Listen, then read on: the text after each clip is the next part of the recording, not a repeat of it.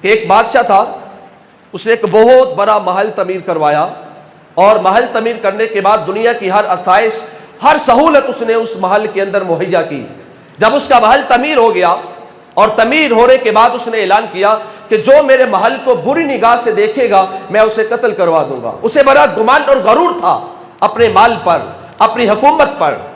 لیکن ایک بات یاد رکھیے گا، ظلم جب انسان کرتا ہے، اللہ رب العزت نے قرآن میں فرمایا وَيَمُدُّهُمْ فِي طُغْيَانِهِمْ يَعْمَهُونَ، اللہ انسان کو ڈھیل دیتا ہے، انسان کو اللہ چھوٹ دیتا ہے۔ یہ گناہ کیا ہے، ہو سکتا ہے راہ راست پر آ جائے، لیکن پھر آپ کہتا ہے إِنَّ بَطْشَ رَبِّكَ لَشَدِيدٌ، جب پکڑ آتی ہے پھر سخت آتی ہے پکڑ۔ اور کئی ایسے واقعات آپ کے سامنے ہیں۔ اب کیا کیا اس نے؟ اسے اعلان کیا جو بری نظر سے دیکھے گا میں اسے قتل کروا دوں گا، اور اس جرم میں اس نے کئی معصوم لوگوں کو قتل بھی کروا دیا۔ اللہ اسے ڈھیل دیتا رہا، لیکن جب اس کا وقت آ گیا موت کا اور اللہ تعالیٰ کی طرف سے اس کی پکڑ آئی، اللہ تعالیٰ نے جب اسرائیل کو بھیجا، انسانی شکل میں آ کر نوجوان کی شکل میں اس کے محل کا طواف کرنے لگے۔ کسی نے اندر بادشاہ کو جا کے بتایا کہ بادشاہ، باہر ایک نوجوان ہے جو بڑی حسرت بڑی نگاہ سے تیرا محل دیکھ رہا ہے۔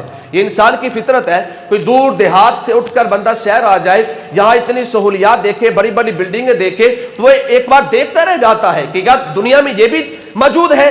آپ ایسے کئی دیہات دیکھ چکے ہیں، اور دیہات میں بنیادی سہولیات ہی نہیں ہوتی، تو انسان کے لیے عجیب بات ہوتی ہے۔ اب وہ نوجوان جس کو اس جرم میں اس نے کئی لوگوں کو قتل بھی کروا دیا، بس حسرت یہ تھی کہ اتنا خوبصورت محل۔ اب جب اللہ کا فیصلہ آیا، اللہ کی پکڑ آئی، حضرت اسرائیل علیہ السلام نوجوان کی شکل میں آ کر اس کے محل کا طواف کرنے لگے۔ اندر کسی نے جا کر بادشاہ کو بتایا کہ باہر ایک نوجوان ہے جو تیرے محل کو بڑی حسرت بڑی نگاہ سے دیکھ رہا ہے۔ اسے ایک سپاہی بھیجا کہ جاؤ اسے جا کے قتل کر دو، لیکن وہ قتل کرنے آیا، اسرائیل نے اس کی روح کو قبض کیا۔ کسی نے پھر بتایا بادشاہ اس نوجوان نے تیرا سپاہی مار دیا۔ بادشاہ کو غصہ آیا، اس نے اور سپاہی بھیجے، اسرائیل نے ان کی روح بھی قبض کی۔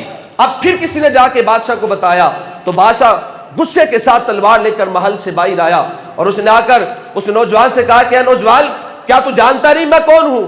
حضرت اسرائیل علیہ السلام نے آگے سے کہا بادشاہ میں تو جانتا ہوں کہ تو کون ہے، لیکن تو نہیں جانتا میں کون ہوں۔ اس نے تکبر میں آ کے کہا تو کون ہے؟ اسے یہ تھا کہ یہ کوئی عام کوئی نوجوان ہے۔ اسے کہا تو کون ہے؟ اسے کہا کہ میں اللہ کا وہ مقرب فرشتہ ہوں جو روح قبض کرتا ہوں۔ اب اسرائیل ایک نام ہے خوف اور دہشت کا، ہیبت طاری ہو جاتی ہے اسرائیل کا نام سن کر، موت کا نام سن کر لوگ ڈر جاتے ہیں۔ اب وہ بادشاہ جو بڑے غرور کے ساتھ آیا تھا تلوار لے کر، اسرائیل کا نام سنا تو اس کے ہاتھ سے تلوار گر پڑی، کانپ اٹھا۔ اب کیا ہوا؟ کہنے لگا مجھے تھوڑا سا وقت دو، میں اتنی بڑی میری حکومت ہے، میں اس کے بارے میں اپنی اولاد کو، اپنے وزیر مشیرے کو کوئی نصیحت کر دوں۔ فرمایا نہیں، اب تیرا وقت گزر چکا ہے۔ اللہ رب العزت نے قرآن میں کیا فرمایا؟ اذا جاء اجلهم لا يستأخرون ساعة ولا يستقدمون، جب کسی کی موت کا وقت آ پہنچتا ہے تو پھر ایک لمحہ موت نہ آگے ہو سکتی ہے نہ پیچھے ہو سکتی ہے۔ اس لیے حاضر محترم، وہ کیا کسی نے خوب کہا، آگاہ اپنی موت سے کوئی بشر نہیں، سامان 100 برس گا پل کی خبر۔